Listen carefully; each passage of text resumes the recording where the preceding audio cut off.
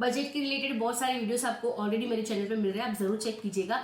ये बहुत ही important video है बजट पे, जहाँ पे टीडीएस और टीसीएस में कुछ चेंजेस हुए हैं उसके बारे में हम डिस्कस करने वाले हैं। आप बोल सकते हैं कि टीडीएस टीसीएस का पूरा चैप्टर ही चेंज कर दिया गया है, तो वो भी देख सकते हैं। बहुत ही इंपॉर्टेंट एग्जाम्पल में अगर आपको दे दूं तो आप जो गुड्स सेल करते हैं उस पर टीसीएस अभी आपको नहीं करना पड़ेगा, ये इसको रिमूव कर दिया गया है। ऐसे ही बहुत सारे चेंजेस है जो हम डिटेल में डिस्कस करने वाले हैं। बजट 2025 में इसको डिक्लेयर किया गया है। बहुत सारी थ्रेशोल्ड लिमिट को चेंज कर दिया गया है, जैसे कि लास्ट बजट में टीडीएस के रेट्स को चेंजेस किए गए थे। आपने अगर देखा होगा तो लास्ट बजट के टीडीएस रेट्स चेंज किए गए थे, क्योंकि गवर्नमेंट चाहती है कि सारी चीजें रेशनलाइज्ड हों।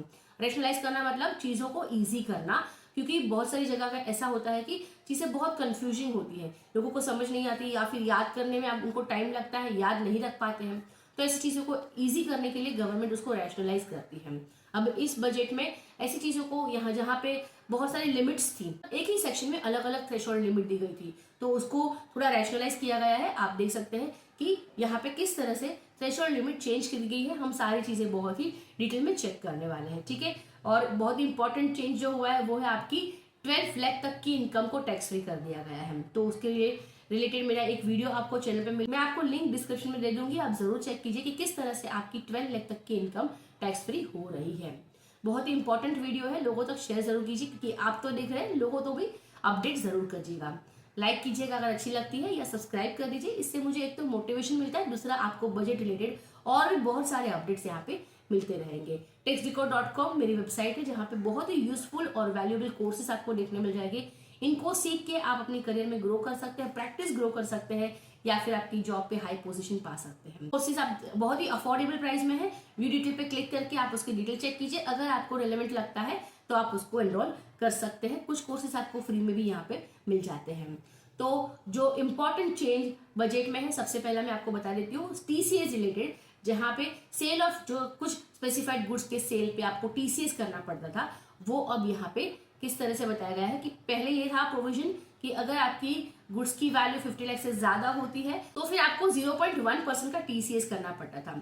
लेकिन एक सेक्शन ये भी था कि अगर पर्सन टीडीएस डिडक्ट करने के लायबल है तो फिर उसको टीसीएस, उस पर टीसीएस नहीं होना चाहिए, राइट। तो लेकिन पता कैसे चलेगा कि सामने वाला पर्सन टीडीएस कर रहा है कि नहीं कर रहा है?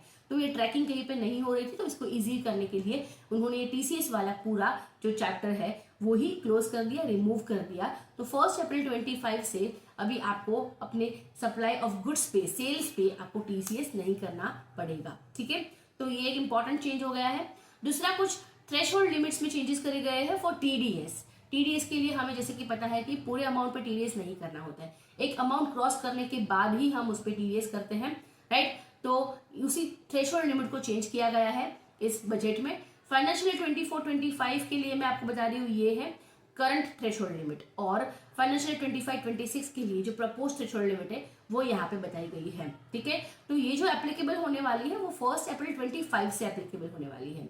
तो 1 अप्रैल 25 से आप बाद में जो भी ट्रांजेक्शन करते हैं तब आपको ये थ्रेशोल्ड लिमिट चेक करनी है। तो सेक्शन 193 इंटरेस्ट ऑन सिक्योरिटीज पे अब तक तो कोई थ्रेशोल्ड लिमिट नहीं थी, लेकिन अब प्रपोज थ्रेशोल्ड मतलब कि 25-26 से 10,000 की थ्रेशोल्ड लिमिट लगेगी। 194 ए में interest other than interest on securities, उस पे सीनियर सिटीजन के लिए, फिर अदर्स के लिए, when pair is bank, cooperative society and post office, या फिर बाकी सारे केसेस में ये थ्रेशोल्ड लिमिट थी 50,000, 40,000 एंड 5,000। उसको अभी इंक्रीज करके 1 लाख कर दिया और 50,000 एंड 10,000 कर दिया है, ठीक है। तो आप चेक कर सकते हैं कि थ्रेशोल्ड लिमिट को इंक्रीज करा गया है, ताकि बहुत छोटे अमाउंट पे भी अभी टीडीएस ना हो, और जिन पे टीडीएस हो रहा है उनको मतलब अननेसेसरी टीडीएस का सामना ना करना पड़े, साथ में रिफंड के लिए भी उनको जो आईटीआर फाइलिंग करना या फिर और प्रोसेस थे वो फॉलो ना करना पड़े, और उनके लिए भी सारी चीजें ईजी हो जाए। 194 dividend for an individual share holders, उस पर ये 5,000 था, 10,000 कर दिया है उसको। 194 के income in respect of units of a mutual fund और स्पेसिफाइड कंपनी और अंडरटेकिंग, उसमें 5,000 था, 10,000 कर दिया है। 94 बी और 94 बी भी winning from lottery, crossword puzzles etcetera, और विनिंग फ्रॉम हॉर्स रेस, तो उसमें पहले aggregate of amounts exceeding 10,000 during the financial year था, लेकिन अभी 10,000 in respect of single transaction कर दिया है। मतलब पहले जो देखा जाता था वो पूरे साल का देखा जाता था, टोटल 10,000, लेकिन अब यहाँ पे हर एक ट्रांजेक्शन के लिए 10,000 की जो थ्रेशोल्ड लिमिट है वो चेक करी जाएगी। सेक्शन 194D है इंश्योरेंस कमीशन, अब तक 15,000 था, नेक्स्ट ईयर से वो 20,000 हो जाएगा। फिर 194G income by way of commission price etcetera on lottery tickets, तो पहले 15,000 था, अब 20,000 हो जाएगी।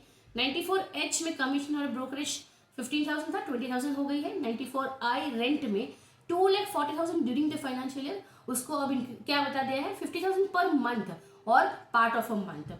तो ये टोटल अगर आप कैलकुलेट करते हैं 50,000 मंथ को, उसको 12 महीने के लिए आप कैलकुलेट करेंगे तो पूरे साल का इट इज 6 लाख। तो बहुत बड़ा चेंज यहाँ पे दिया है और बहुत बड़ा रिलीफ लोगों को दिया है रेंट के केस में।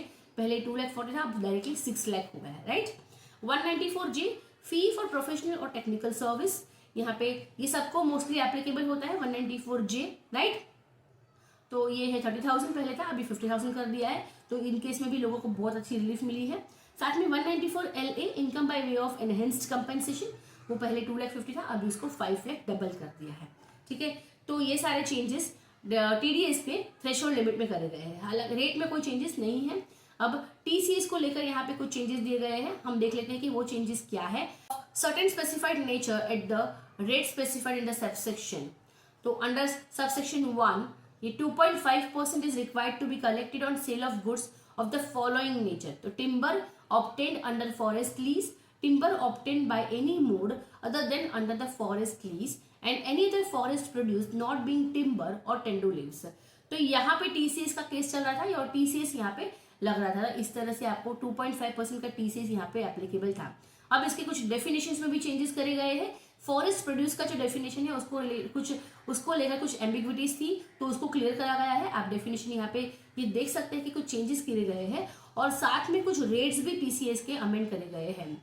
तो पहले वो जो 2.5% था उनको अभी 2% किया गया है। कौन से केस में देख लेते हैं, टिम्बर और any other forest produce not being tendu leaves obtained under the forest lease, तो इसको 2% कर दिया है। Timber obtained by any mode other than the under forest lease, तो 2%, मतलब टेंडो लीव्स को कुछ चेंज नहीं करे गए हैं, लेकिन टिम्बर्स के लिए 2% ये करा गया है। And these amends will take effect from 1 April 2025। तो यहाँ पे ये भी चेंजेस बता दिए हैं कि 25 से डेफिनेटली, वैसे भी जो बजट में डिक्लेयर होता है वो नेक्स्ट ईयर से एप्लीकेबल हो जाता है, लेकिन उसकी नोटिफिकेशन की हमें वेट करनी पड़ती है। यहाँ पे तो फाइनेंस बिल में ही ये बता दिया है कि 1 अप्रैल से ही ये एप्लीकेबल हो जाएगा, ठीक है।